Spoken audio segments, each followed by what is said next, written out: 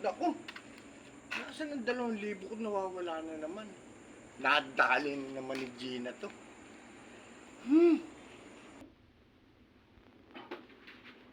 Gina, ikaw na naman siguro kumuha ng 2,000 ko sa wallet ko. Ano? Wala na naman. Ano? Ikaw na naman ang kumuha ng pera ko na 2,000 sa wallet ko. Wala naman ibang kukuha kundi ikaw. Ano ba sinasabi mo? Ikaw po ang kumuha ng 2,000 ko sa wallet ko. Hindi ko marinig. Hindi, wala akong naririnig. Hindi ko maintindihan sinasabi mo. Wala akong namarinig.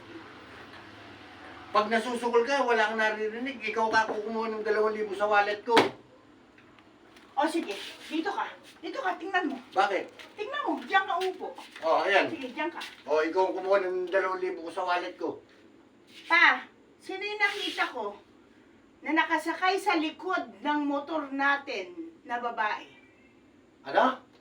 Sino yung nakita ko kaninang umaga? Nakasakay sa likod ng motor natin kaninang umaga. Ulitin mo nga, maupo ka. Di ko maintindihan, di ko marinig. Sino yung nakasakay na babae doon sa likod ng motor natin? Nakita ko kanina. Di ko talaga maintindihan. Nabibingay ko. Nakasisigaw mo sa akin, nabibingay na tuloy ako. O, di ba? Wala ka naririnig sa upuan na yan, di ba? Ganon din ako.